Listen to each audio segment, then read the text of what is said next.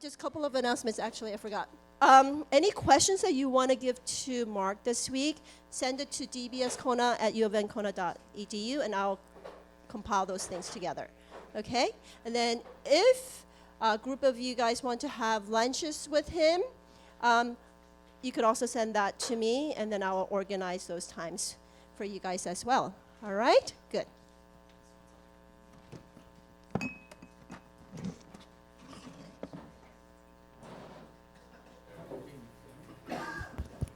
All right, we're good. Very good. Good morning. Thank you so much for inviting me. I know most of you had nothing to do with that, but thank you anyhow. That's good. That's good. Usually when I come and speak with a group like this, I go around the room and get everybody to tell me where they're from, but I think that'll take most of my time. So I'm thinking that maybe we ought to just get some shout out for where people are from around here. So what countries do we have represented here? America. USA. Okay. It would be the Americans come up with this first, right? What? Oh, Korea. Okay, we got Korea. This is good. All right, what else? Mali. Mexico. Mali. All right, what? Mexico. Mexico. What? Switzerland. Where? Close to Lucerne. Lovely, lovely. Finland. What? Finland, yeah. Where? Germany over there. Norway? Germany? Germany. Ah, very good. Alaska, that's sort of a country. I hear you can see Russia from there. Good, you know. What? Anybody else? No other countries? Did I hear in Italy? Canada. All right. Hey. All right. Good. Wow, that's great. So I am from Idaho. That's sort of a country. Yeah, you from Idaho? Yeah, where? Coeur d'Alene. Lovely up in Coeur d'Alene. Very good. Very good. Okay, so this is Idaho. This is where I'm from. So this is actually the view off my deck. So it's kind of a cool place. This is, you might have heard of Tamarack Ski Resort. That's Tamarack Ski Resort at the far side you can see there. So it's kind of got covered with snow right now, but actually it's just melting off. So it's a pretty good shape. The wildflowers aren't going until about 4th of July. So this is Idaho. Welcome to Idaho. People in Idaho think it's its own country too. So I think that's kind of stands. Maybe not quite as bad as Texas, but that's all right. Well, welcome. It's great to see all of you and meet all of you. I look forward to the opportunity to get to know you during this week. My wife was not able to come with me, nor my dog. My dog's name is Zeus, by the way. I think that's particularly good, since I'm an ancient historian. You know. But I look forward to the opportunity to get to know many of you while I'm here. I look forward to having lunches with you and chatting with you about anything you'd like to talk about, and so that'll be nice. I have been teaching at the college and graduate level since 1982. I've been at the College of Idaho for a long time. Since 2002, I have been speaking in various YWAM schools, SBS, DBS, CBCC, DOA, whatever. All these kind of, that's dead on arrival. That's me usually. But in any case, I've been speaking at all these different schools. And I have lots of different invitations to speak at different places and that sort of thing. But I always prioritize coming to the DBSs and SBSs and so on for a simple reason. And I want you to understand this because I know it's easy. When you're kind of in the middle of these schools, you get caught up in the moment. You get caught up in the tasks that you're supposed to be doing. And you should. That's what you should be doing. But there's a bigger picture at work here. There's a lot of things I could do with my time. I choose to come to these YWAM schools with too many letters over and over again for a simple reason, and that's because I think it's one of the most important, maybe the most important thing I do. which is weird to say given the fact that, you know, I was a college vice president for 10 years, and I'm at a college, and I have a good place there and all that sort of stuff. But so let me explain. When you teach college students, as I have for many years, it's a great opportunity. You get to work with some great students, have a lot of fun with them. You teach them deep and meaningful things. They usually take my course as one course among many. They get through. I may never see them in another class. I may get to know them. I may not get to know them. I don't know. I may see them after they graduate. I probably won't. I don't know what they go on and do with their lives. And that's fine, and that's not my job to know what they go on and do with their lives. But you wonder sometimes just how meaningful was the thing that I did with them in that one class way back when. And the answer is I don't know. And sometimes I hear words. Of course, I hear words of the ones who want to tell me good things, so I'll believe them at least a little bit. But this is different. This is really different. You have devoted yourself to this 3 months to come here and immerse yourself in the Bible. And the thing is, I know things about you. I know things about you. Maybe some things that you don't know. Like, well, I know in part why you came here. You are a self-selective group. It is very, very few young people in our world who choose, I use young loosely because I see some of you are not quite so, but hey, I'm the senior citizen around here, I can say these things. But you're self-selective. It's only very strange people who will choose to do this. You are strange people. All right? You are strange people in the most important of ways. For your own reasons, because of your own background, because something about you has brought you to this place. Something about your experiences, something about the people you met, something about your spiritual growth to this point in your life. All those bits and pieces came together that you finally decided to say yes to a challenging commitment to come and dive into the Bible and study it in detail for these months. That's a powerful thing. It says something about you. It says something very important about you. And the thing is, I know something else about you. You didn't do this because you thought this was the end of the story. Did you? You did this because you thought it would be the beginning of something more important over time. That is, you came here not just to learn about the Bible, but in the belief that that would be an important experience in your life, and it would equip you to go out there, wherever you go, and you're going to do something significant with it. Told you I know things about you. So, when I get done here, and when you get done with these months, you will leave this place. And each of you, according to the gifts you've been given and the opportunities in your life, you will go someplace. Maybe you'll take other schools here first, but eventually you will go places. And you will meet people I will never meet. And you will go places I will never go. And if I have anything to offer you in this week that empowers you on that journey, that makes your study of the Bible richer and more powerful, so that when you leave here, you take that with you and it's helpful to you as you go out, then when you go to places I never will go and you meet with people I never will meet, I kind of get to go with you. How cool is that? So be very afraid. I will go with you. And I hope that this week will be meaningful enough to you that when you go, the things you take will enable you and enrich you in such a way that you will bring words of life to the people around you. And I get to be part of that, and I just think that's awfully cool. So that's why I keep coming back, because I believe in as deep a place in my heart as I can find. I believe that you are the hope for this world.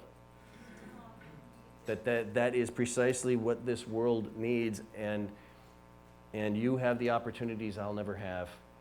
And so bless you for taking this time, for devoting this effort, and I offer you this week as a gift that I hope will enrich the journey as you go along the way.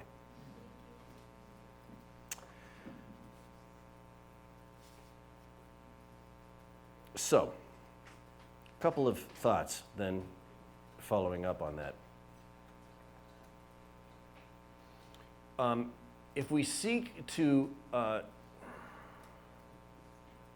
engage the Bible in such a way that the words on the page become words of life to us, and in turn become words of life as we reach out from this place, then we seek to learn them not as a stick to beat others with, and not as a tool to win theological arguments, but as a set of tools to conform us more into the image of Christ, and in such a way to plant seeds of life wherever we go. And this starts with how we think about the Scripture, and I'm sure you've done some of this, but I just want to add a note of clarification about the human and the divine in Scripture. Christians have always believed that the Bible is, in some sense, and people have argued a lot about what exactly they mean, but in some sense, the Bible is the inspired Word of God. I'm not a theologian, by the way. I'm a professor of history, so I should clarify that. So I'm a professor of history, and I do archaeology and that sort of stuff. But I did go to seminary. I had to do a seminary degree. I studied theology, but I've also, precisely because I've studied a fair amount of theology, I've realized I'm not very good at it.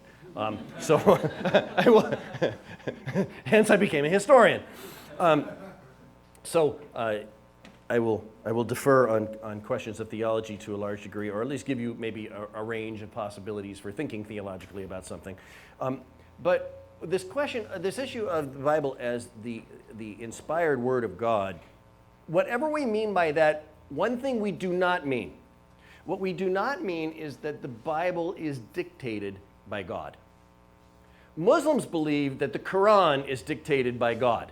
That is, God spoke to Muhammad, and word by word, letter by letter, Muhammad simply functioned as scribe and wrote down what God told him. Christians and Jews have never believed that about the Bible. We don't believe the Bible is dictated by God. We believe it is inspired by God. Inspired literally means God breathed, that the breath of God is in the pages. Isn't that a beautiful image? I like that. The breath of God is in the pages. God inspires humans right. God inspires humans right. God inspires a prophet, and the prophet says, "Thus says the Lord." And the prophet may or may not write down. Therefore, in each interaction, for lack of a better term, when God inspires and a human writes, that human has decisions to make. That human is a person, right? That human has a background. That human speaks a language. That human lives in a culture. And when that human goes to write, that human makes choices. What language am I going to write in? Probably their own, right? But it's interesting because sometimes not. So in the New Testament, for example, a lot of times the books are being written in somebody's second or third language, right? They're doing that intentionally. They're making a choice. Aramaic. Gospel of John, John's first language is probably Aramaic. He decides to write in Greek. That's interesting. Very important choice, by the way, because Greek travels and Aramaic doesn't. It's much more reach when you write in Greek. By the way, I teach Greek, and I teach Latin, and I teach Hebrew and such. And when and it's really interesting when you read, this is New Testament, but when you read the Gospel of John, it's wonderful for us when we're teaching Greek. I'm teaching Greek this fall.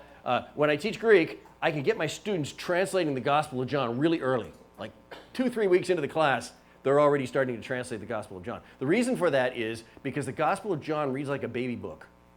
It reads kind of like those of you who learn to speak English, these old books we had to see spot run, run spot run, run spot runs fast, that kind of. Okay, that's the Gospel of John, right? The Greek is really, really simple grammar like that and really simple vocabulary, and the result is that for somebody learning Greek for the first time, that's really cool, right? It's very simple, and you can translate it very quickly.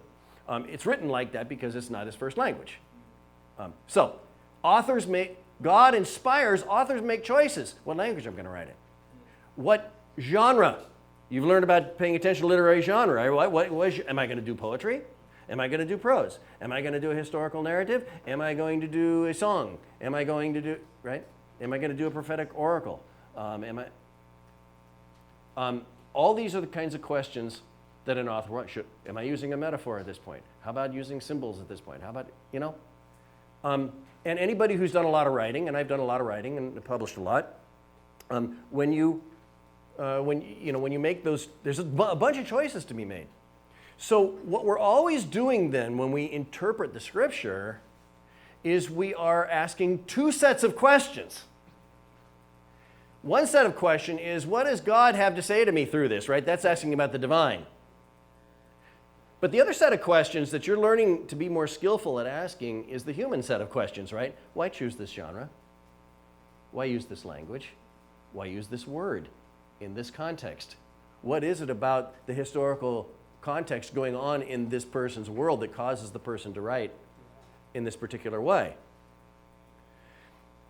And because you've been in DBS for a while, the key question you want to get down to is, what was the intent of the original author with respect to the original audience? That is, how would the original audience have heard this living in their historical context? Once you get there, you get very close to that inspiration, right? Because God inspired the intent.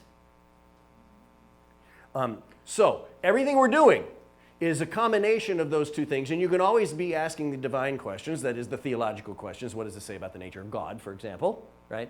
But you can also be asking the very human questions, that is, who are these Assyrians and why are they causing these people to be afraid? Okay. What I can do most for you, I think, all of us can and should be asking the divine questions. I'm going to be probing much more into the dirt of human existence. Right? So we're going to get dirty together. You ready for that? Yeah. You ready to get down and get dirty? We're going to get into the dirt of the text. Oh, that's just awful, isn't it? That's just terrible. I won't follow through on that metaphor. But I'm an archaeologist, remember? Dirt. Literal dirt we're going to be dealing with, okay? Yeah.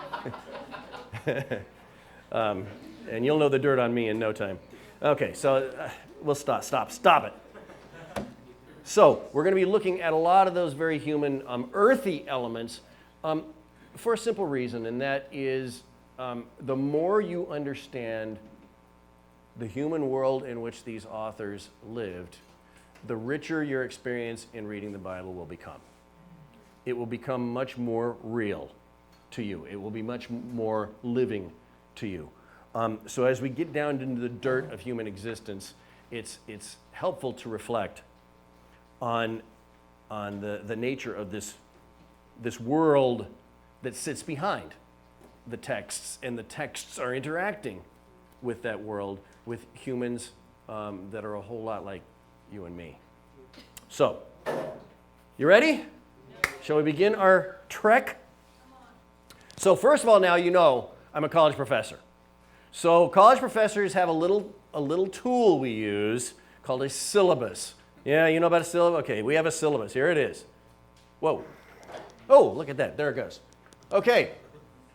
So here's our syllabus. Literally in Latin means a bringing together. A bringing together of the elements of the course, okay? So here's our week. This is the bringing together of the elements of the course. So, we will start out with dealing with the historical context. And we will do that a lot because this is not only the historical context for the books of Kings, this is the historical context for most of the rest of the Old Testament. Okay, so this stuff we talk about here, you're going to keep coming back to it as you deal with prophets and wisdom and poetry and all kinds of stuff, okay? So, historical background. Then we will deal with archaeology. We will really get dirty here. Then we will deal with chronology and a big issue that has come up among archaeologists called the problem of the 10th century. Then we'll start looking at literary things, what we call Deuteronomistic history. And then we'll get into the text of Kings. And if I work out get the wireless connection good and solid up here, we can do a couple of virtual tours. Okay? And I'll show you some really cool stuff online. So, all right. Now, I should be able, if I knew what I was doing, to scroll down here. How about this? Look at that. Okay. So, all right, so we'll do, and what I'm going to do is, unlike the books of Kings, which interweave Kings of the North and Kings of the South, I'm going to pull them apart. I think you'll find that helpful. Okay? And so we will deal with just the North, and then we'll deal with archaeology in the North, and then we'll deal with just the South and archaeology in the South. And I hope that'll make it, give you your bearings a little bit better. Then we will do Chronicles. So we'll come back over some of the same material then and deal with the books of Chronicles. And then we'll end up by taking a look at prophets. I know you're going to be going into prophets later, so I'll kind of give you a sneak preview of some issues of prophets. And if we have time, we'll see how things go. I will show you a documentary I was involved in making last year, which has to do with a completely different topic, but it has to do with the death of a friend of mine in a backpacking incident, which is called Fight to Survive. So anyhow, we'll see if we have time for that. So any questions about the syllabus? All right, so let us go then to the Age of Iron.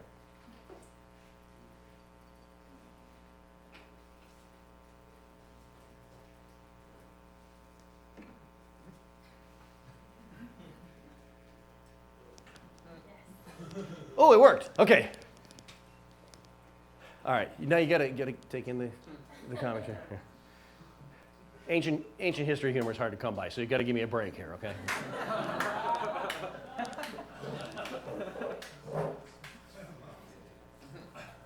All right. Empires of the Iron Age. Now,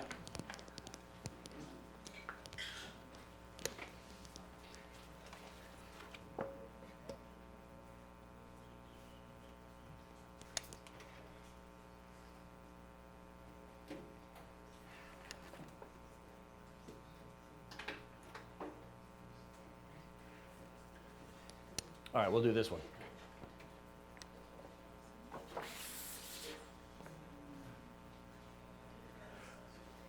Okay, so I heard you talking earlier about maps. Get to know maps. Now, I know some of you are mathophobes. Mapophobes. Mapophobes? Yeah, sure. Mapophobes. You know a map? You're afraid of maps. Okay, you have a deep and abiding fear of maps. Make maps your friend. It will help your life a lot. So just to give you a sense of perspective here, for the rest of today, well, really for this whole time, we're looking at all of this area that we loosely call the Middle East. Okay, historians usually call it the ancient Near East, but near middle, whatever. This whole area, of which Israel is that little piece right there. Okay, just a little piece right there. I haven't checked the square mileage, but I have a feeling that this entire country of Israel is roughly about the same size as this island. It's a really small place. Okay? Maybe that's not quite right. It can't be too far off. I'll check. Somebody's digging in already. I'm going to find this, man. Give me the square mile. All right, somebody find it. Yeah, I know you can't resist. Somebody find it and give me the square mileage. But it can't be too far off. In any case, it's a small place. Living in the midst of great empires. And that's the thing that's easy to miss when you read the Bible. When you read the Bible, it's like you've got you're working with a telephoto lens, okay? And it's focused in on Israel.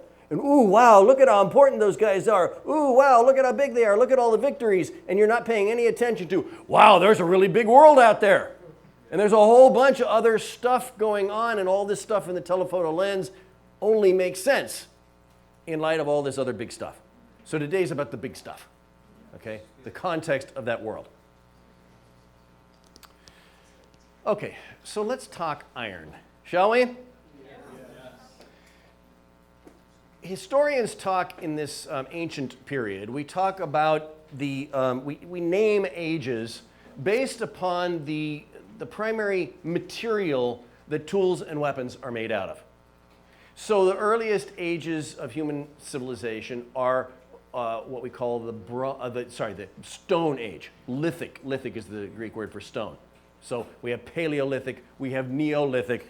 The primary tools and weapons people worked with were stone. Now, it depends on where you are. So for example, the native Hawaiians here, before Captain Cook discovered Hawaii, 1778, native Hawaiians were still Stone Age. They were still dealing with stone weapons and tools, okay? For thousands of years already, Europeans have been working with different metals, but Hawaiians were still in the Stone Age. So it's kind of a big deal to the Hawaiians to get their hands for the first time on metal. You know, that was new stuff to them. The first earliest metals that humans started using were first copper and then bronze, which is an alloy of copper and tin. The Bronze Age really coincides with the birth of what we call civilization, beginning about 3500 BC. And then we enter the Iron Age. In this area, Middle East, somewhere around 1100, give or take 100 years or so, about 1100 BC is the beginning of the Iron Age. So who cares? You already had metal, you had bronze, you had copper. Why? What's the big deal with iron? When it comes to cleaving human flesh, right, bronze is pretty effective. Right? You get stuck with a bronze spear or shot with a bronze arrow, you'll have a hole in you and you will be very uncomfortable. If you get shot with an iron arrow, the hole will look pretty much the same. Okay? In other words, iron and bronze, when it comes to their ability as weapons or tools or whatever, they're both good malleable metals and they both can put good holes in human bodies. But iron, the big deal with iron is that, unlike iron, tin, remember to make bronze you need tin.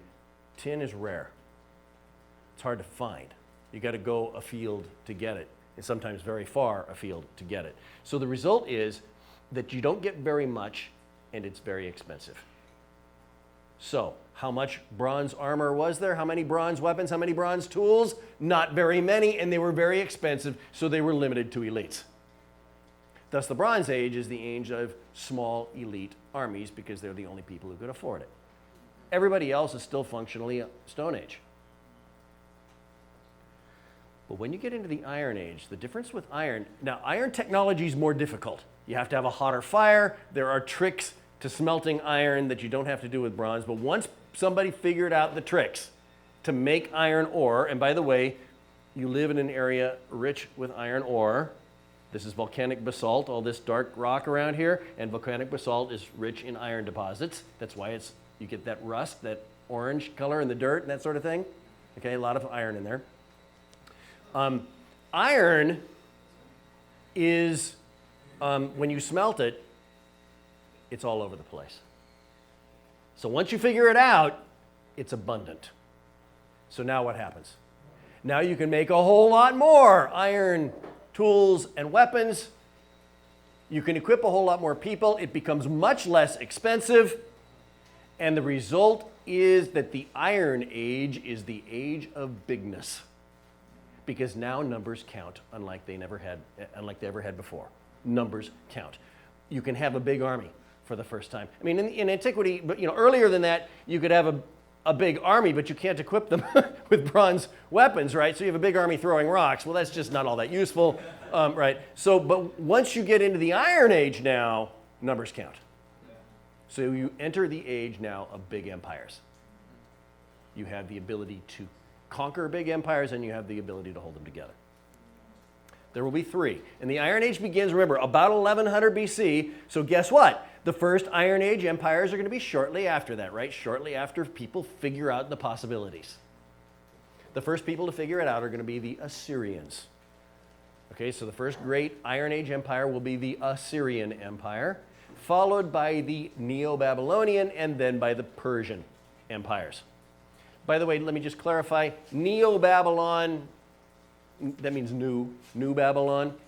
Neo-Babylon has to be distinguished from Paleo-Babylon, old Babylon.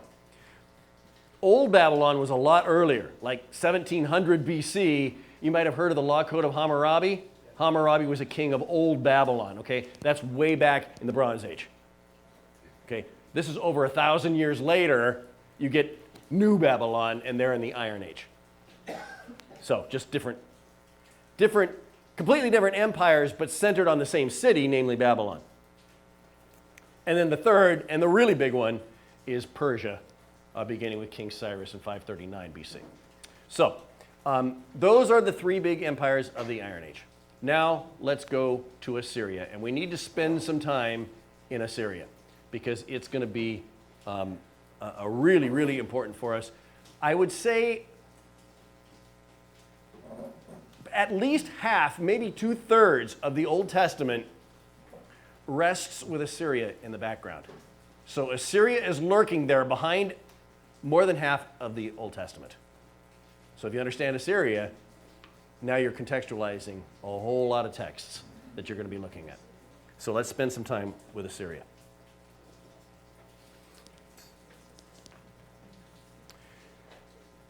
Assyria, now we got to get our terminology right. Don't confuse Assyria with Syria. They're different. They're kind of cousins, hence the names, but they're separate.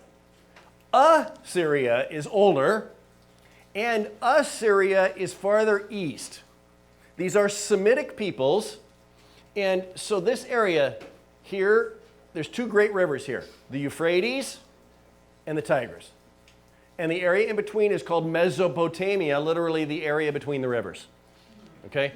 This is probably where human civilization was born, in Mesopotamia.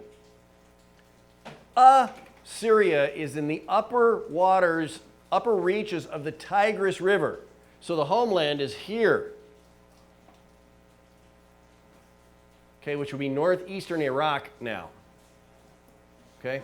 So, and there's the city of Ashur. The Assyrians get their name from the city of Ashur. And Nineveh becomes the capital city of their empire. Okay, so you can see those are up here in the headwaters of the Tigris River. Syria, in the ancient world, was not called Syria. It was called Aram. The Arameans are the Syrians. And Arameans, by the way, speak Aramaic. Okay, Aramean, Aramaic. Jesus spoke Aramaic. That was his primary language. So they're over here. So the Assyrians are over here. The Arameans, or Syrians, are in what we now call Syria. Their headquarters was Damascus. You might have heard of Damascus. That's over here. So keep those 2 apart. So Assyria, Syria, separate creatures. They are both Semitic people. That's why I say they're sort of cousins. I mean, they did speak a similar language and could communicate with each other. And by the way, they often fight with each other. We will see that. But it's Assyria that's going to be the empire.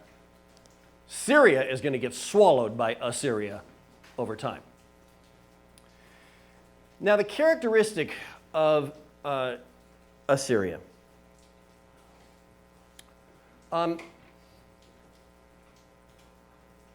Okay, first of all, they have a central god. Most countries have a kind of a chief god of their pantheon. They have multiple gods, but they have a chief god. But Assyria did this in a particular way. They called their religion henotheism. Well, we call it henotheism.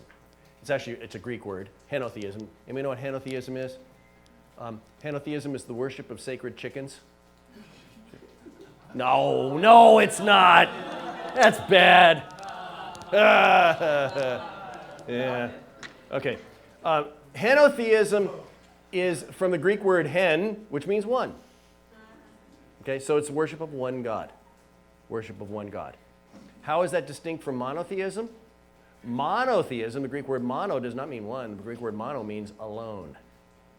So monotheism, there is one God and only one God alone.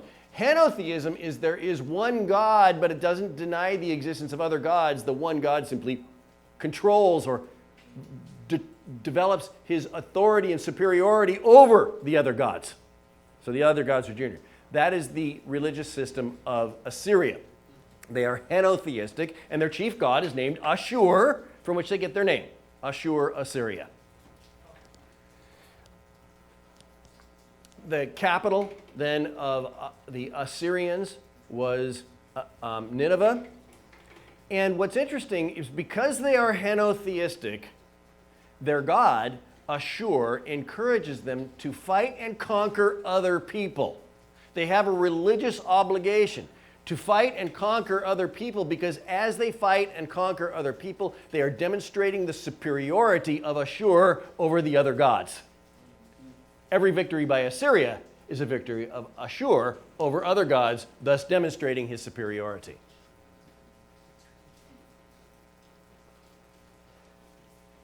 Here is Ashur. He does look sort of like a sacred chicken, doesn't he? Nah. More, I think that's actually a vulture head, maybe an eagle beak or something, I don't know.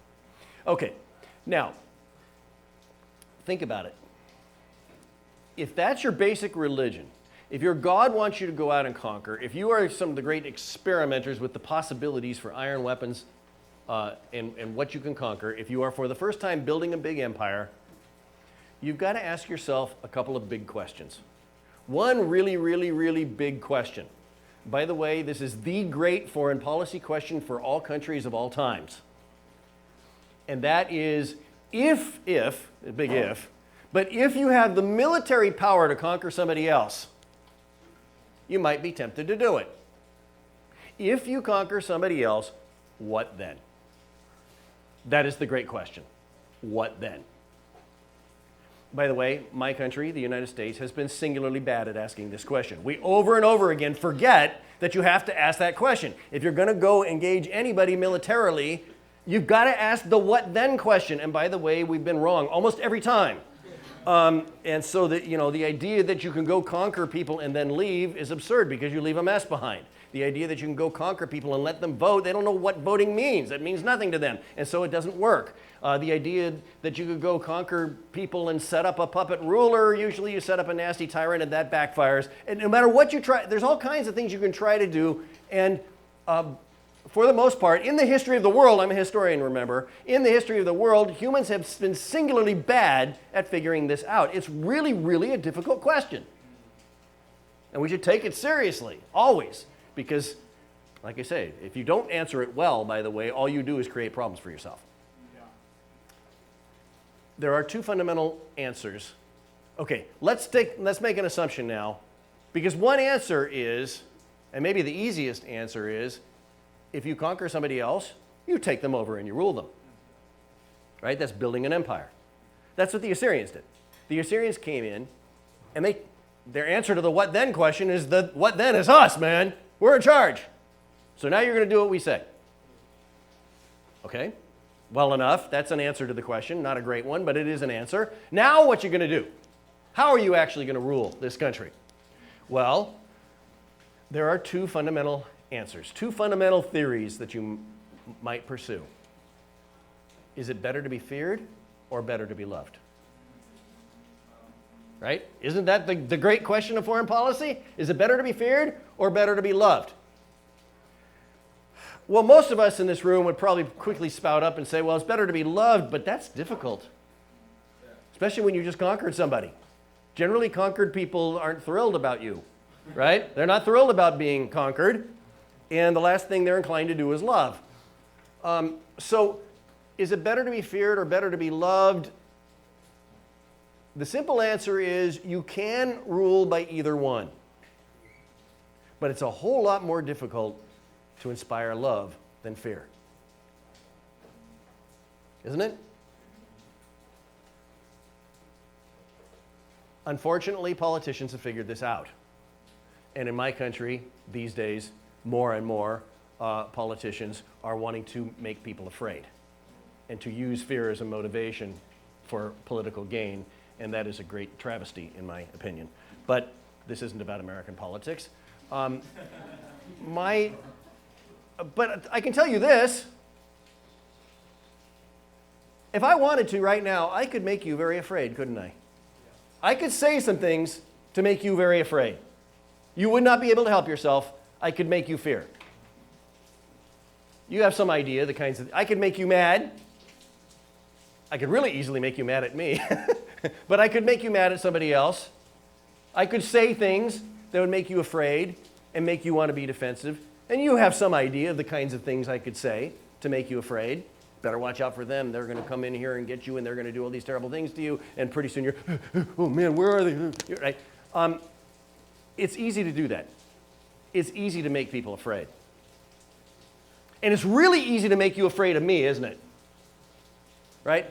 All I need to do is grab somebody and start shaking them and beating on them, right? Say, anybody want to mess with me? Oh, right?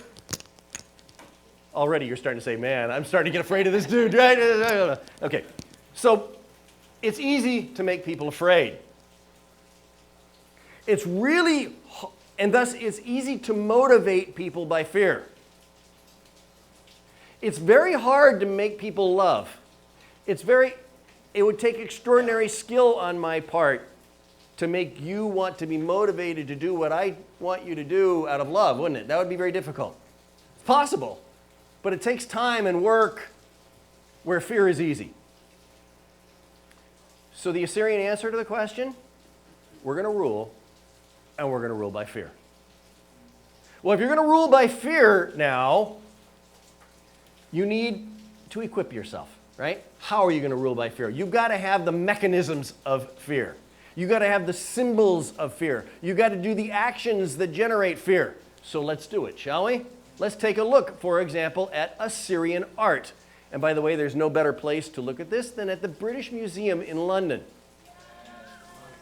Now, what's up with the British Museum in London, and why do they have the best Assyrian stuff? For the simple reason that the British used to rule a quarter of the world, and they took all the good stuff, right? And they won't give it back. And by the way, it turns out to be a good thing for the most part, because the British have actually protected it. And some of the things that you've seen in the news, which is really, really horrible, of ISIS blowing up great archaeological sites, and that these are sites that were unprotected. The whole Baghdad Museum being, antiquities being taken out of there. The United States, I don't know if you know this, but in the first Gulf War, the United States carpet bombed a place called Basra. Basra was where the Revolutionary Guard was. Basra is one of the great archaeological sites in the world, the home of Abraham, ancient Ur. And so that's, of course, not going to be a great archaeological site. So, anyhow, the British, at least for all their imperialism, they have a lot of good stuff. And here's some of the good stuff.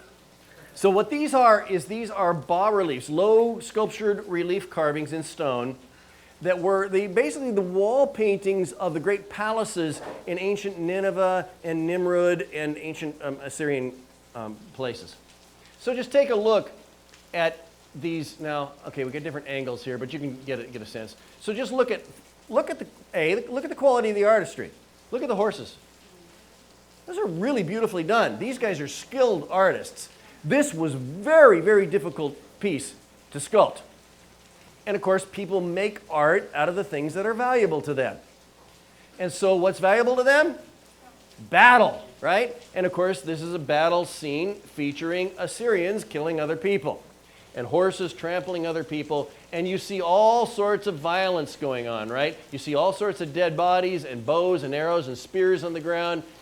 You see people having had a rather bad day, like this guy with the arrow in the forehead, right? This guy with the arrow in the back, right? Here, this guy's getting stabbed. There we go. This guy's been run through the belly, right? This guy's getting trampled by a horse. Oh, you gotta love it. This is beautiful art, right? And look here. Upside down horse? What's going on with an upside down horse? I'll switch sides. What's going on with an upside down horse? Look at this horse, it's kind of sprawling. Look at this. A fish. What? They're attacking the fish? What's going on? This is a stream, a river, right? They're killing all these guys and they're throwing the dead bodies in the river. And the fish are eating these people. These are fish food. Yeah, kind of gross. But this beautiful piece of art is sending a message, isn't it? What's the message? Be very afraid. Do not mess with us. But just in case you didn't get the point, how about some siege warfare? So here we have some siege warfare at work. So we have some Assyrians attacking a walled city. You think you've got walls around your city? Be very afraid, because look what we'll do. We'll bring in a siege ladder, and we will attack. And we have skilled people down here that know how to hold their shields over their heads so you don't throw bad stuff on them, right? And when they come up there and attack you, they'll throw you off the wall like this guy, ah! Right? And this guy, woo! And this guy, ah! Right? And this guy, splat, right? And what are they going to end up doing? They're going to end up here with the fish doing, look at this, a backstroke, right? You got to love it. So you want to hide behind your walled city against those Assyrians when they attack? Yeah. Be very afraid, or become fish food. Oh, by the way. Oh, no, you can't see it yet. Here we go. Oh, another scene of siege warfare. Right here we have the siege ladder. Here we come the great Assyrian soldiers again attacking the people at the top. And when they conquer them, they're throwing them down off the wall. And look at this poor guy. Now what this represents is a new high technology. So if you're going to get into inspiring fear, you've got to get high tech about it. So what the Assyrians did is you want to develop forms of capital punishment that send loud and clear public messages. So what the Assyrians did was their new high-tech method for executing people was called impalement. Impalement, you basically take a spear, a vertical spear, stick it in the ground, usually use people or horses, pull the person's legs apart, lift them up, sit them down on top of the spear, and then wait and wait and wait for gravity slowly to take its toll until finally the spear penetrates vital organs and that person, amidst much screaming and squirming, dies. Usually after several hours of agony. Right? They're just getting warmed up here. Then they decided, you know, this whole impalement thing, that's working really well. That's making the point. And so how do we now, the problem with impalement is it only takes the person a few hours to die. Somehow we need to prolong it. So they came up with the idea of replacing the spear with something like a broomstick. Okay? So here we have an Assyrian implement. Thank you, thank you. Okay. Anybody want to try and give us a demonstration? So plant this baby in the ground, plop the person atop this, and wait. And wait. And wait as ever so slowly the broomstick penetrates the vital organs until amidst much screaming and squirming, this person dies perhaps after several days. Want to mess with the Assyrians? So whenever you read anything in the text about the Assyrians coming near or threatening somebody or causing some sort of problem or potentially attacking, or the Hebrews paying tribute to the Assyrians, when the Hebrews pay tribute to the Assyrians, is to keep these things away. You want to keep these things away? Anybody feeling allergic to broomsticks at this point? And just in case you don't get the message,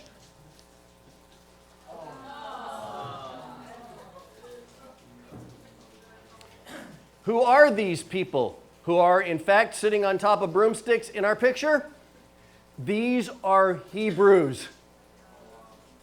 These are Hebrews, having been captured by the Assyrians in their attack at the city of Lachish in 701 BC. The Assyrian king actually put these sculptures up on the walls of his palace to celebrate what he did to the Hebrews when they decided not to respect his authority.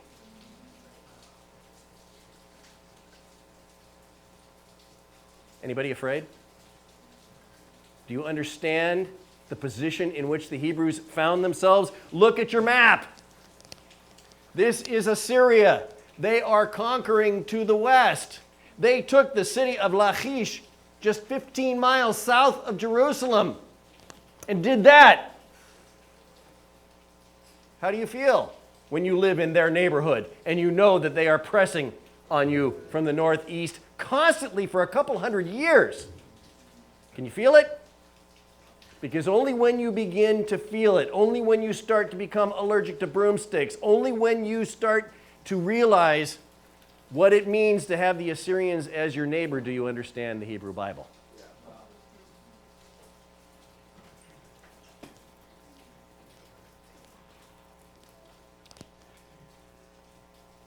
So now a little bit of broader context on Assyrian development.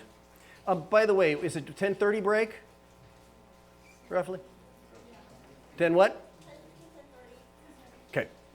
All right. So Ashurnasirpal was kind of the first king of the Assyrians to engage in major imperialist expansion. So he's the one who really started expanding the borders. And mainly, they did conquer to the east, but we're not going to pay much attention to that. They mainly conquered toward the west. And so they started making their presence felt in the neighborhood of Syria and Israel, etc. And it was Ashurnasirpal who first came up with the idea of a policy of what he called calculated cruelty. I like that. Calculated cruelty, inspiring rule by fear. And here's a piece showing King Ashurnasirpal. Even a lion can't mess with him, right? He can take out a lion. Another beautifully rendered piece. Look at the lovely artistry of that horse, the chariot, Ashurnasirpal shooting his arrow, and underneath, the horse is trampling over a lion, and the lion is chowing on a man's head. Lovely art, isn't it?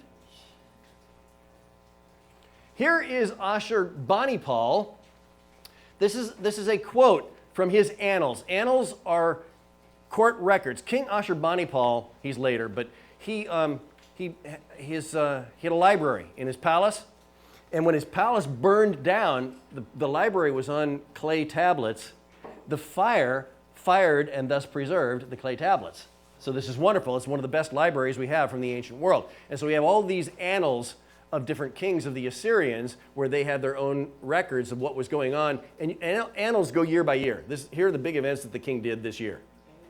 Okay, that's what sort of annals.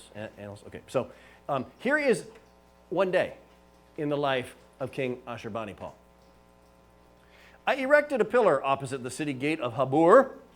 All the chiefs who had revolted, I flayed. Now, flaying is another sort of high-tech method of killing people. Do you know what flaying is? Flaying is removing a person's skin while they are alive. Now, you may not like your skin very much. You may have zits. You may have some, I don't know, you may wish you were more tan or something like that. But generally speaking, you like having your skin on. Don't you? Because I understand, though I haven't tried it, that it's a real bummer when you have your skin off. I mean, if you've ever slid on the grass or whatever and you got a raspberry, yeah, that's what your skin removed in one little place. We'll just remove the whole thing and see how you feel. By the way, the skin is a vital organ, and you will die without your skin, but not for a while, and it will be an extremely painful while. So, all the chiefs who revolted, I flayed, and with their skins I covered the pillar. Hang up. Here's your former king. Look at that. Others I impaled on the pillar. Still others I arranged around the pillar on stakes. Many within the borders I flayed, and with their skins I covered the walls. As for the chieftains and the royal officers who had rebelled, I cut off their members. I cut off their heads. I burned them with fire. A pile of living men and of heads over against the city gate I set up. Men I impaled on stakes. The city I destroyed and devastated. I turned it into mounds and ruin heaps. The young men and maidens in the fire I burned. And then I love this little note. Of some I cut off the ears and the noses. Of some I cut off the hands and the fingers. Now I think about that one, cutting off the hands and the fingers. Now, did they cut off the fingers first and then the hands? If so, that's really sick. Or did they instead cut off the hands first and then the fingers? Now, that's really sick. I don't know. I'm just saying. And I put out the eyes of the entire city. All in the day's work of an Assyrian king. You gotta love these guys, don't you? Oh, okay. King Shalmaneser III was one who conquered to the west.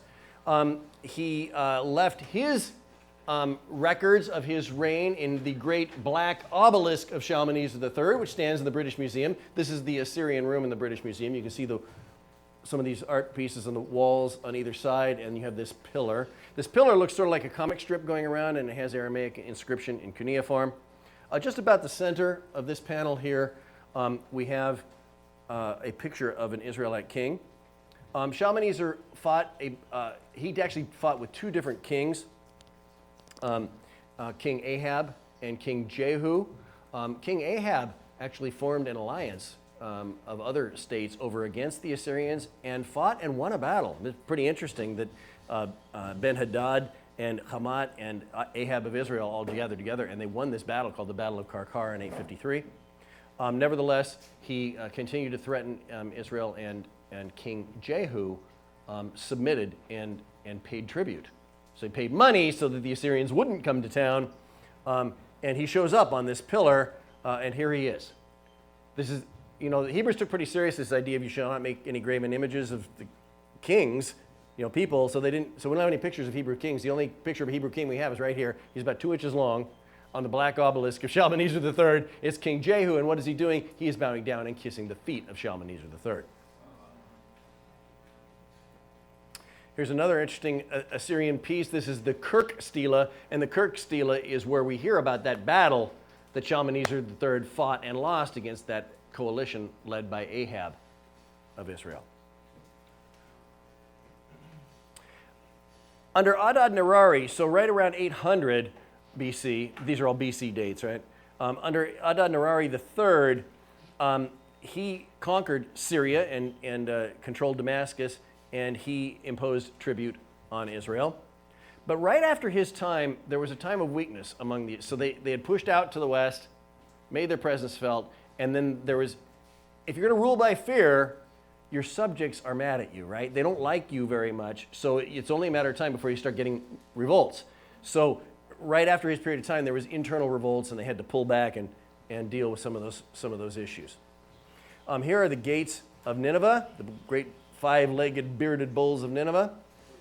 Here is archaeological excavation on the left of the city of Nineveh, and down below an artist's depiction of what it looked like.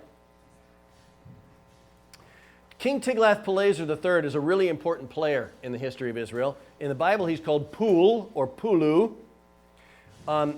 He, early in his reign, controlled Urartu and the Medes and Babylon. In 743 to 38, he undertook campaigns against Syria, so he's moving to the west again. Took tribute from Syria, Tyre, and Israel. And then, in a very important move, King Pekah of the northern king of Israel, another kingdom of Israel, developed an anti-Assyria coalition. He then attacked Ahaz of Judah. So this is northern to southern king. The northern king attacks the southern king. The northern king is anti-Assyria. The southern king, at this point, being attacked by his Hebrew neighbor, made a fateful move. Because King Pekah was anti-Assyria, King Ahaz appealed to Tiglath-Pileser III for aid, essentially inviting him into Israel. That was a big deal. And the result was this. I quote here from John Bright. There's a really famous book called A History of Israel by John Bright. I believe you have it. I know they have it over in the SBS office here on campus. Anyhow, John Bright summarizes the situation as King Ahaz makes his appeal to King Tiglath-Pileser III. So you get this interesting combination of internal problems among the Hebrews and the external power of Assyria. John Bright says, plots and counterplots tore the body politic asunder. I love his writing. This is such a beautifully written piece. There was a collapse of law among the Hebrews. There was a collapse of law and order in which neither life nor property was safe.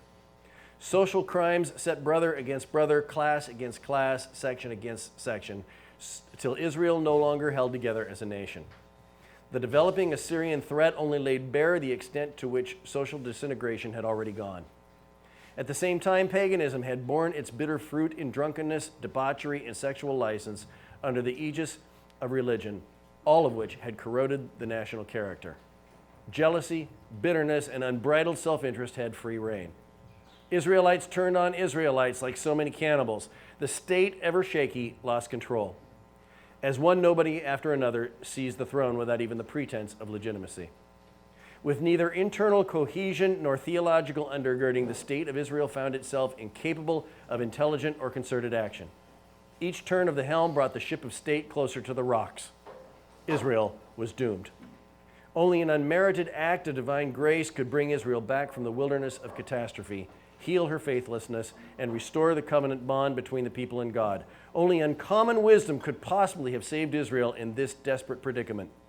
But instead, King Pekah of Israel made a fatal misstep and brought the wrath of Assyria down on her head. Here is the great Assyrian Empire to its greatest extent. Tiglath-Pileser III, now in response to this appeal, launched two major campaigns against Israel in 733 and 732. He took over Syria, Phoenicia, and Philistines.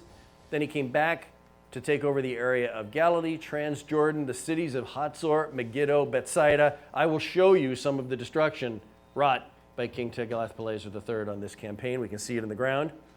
By the way, this is all mentioned in one verse in the Bible, 2 Kings 15:29. And then the Assyrians answered the what next question. They conquered that area. What did they do with the people they conquered? They deported them. Wholesale, they removed them from their land and dispersed them among the Assyrians. King Pekah was murdered. He was succeeded by Hoshea. Hoshea then served as essentially an Assyrian vassal. Shalmaneser V then came into the picture. Hoshea appealed to Egypt against him and rebelled again. He attacked in 724, laid siege to Samaria in 3 years, and then conquered it. It's debated among historians who was the Assyrian king who finally ended the northern kingdom of Israel in 722 BC. Was it Shalmaneser V or Sargon II? It's hard to know because one guy died and the next guy took his place right in that year. So one or the other, who cares really for our purposes? The northern kingdom has been destroyed. The people then are deported. This is the so-called lost 10 tribes of Israel. The northern 10 tribes are deported and dispersed within the Assyrian Empire. The Assyrians then brought some population from the interior of the Assyrian Empire into Israel and repopulated portions of the area. Only a few people remained among the Hebrews who over the next few centuries will retain their identity as Hebrews. They, in the meantime, intermarried with some Assyrians. Some of them came back into the land and reclaimed Samaria. We eventually will call those people Samaritans. You'll meet them in the New Testament. So there is a sort of a group of people who still retain some Hebrew identity, and they will set up an alternative temple, by the way, worship on Mount Gerizim near Samaria. You might remember from the New Testament the Samaritan woman at the well that Jesus meets with in the Gospel of John. And she asked Jesus the question, should we worship in Jerusalem or here on Mount Gerizim? Right? So she's asking the classic Samaritan question at the time. Okay. I tell you what, shall we go to break at this point and pick up from there? Okay, let's go to break.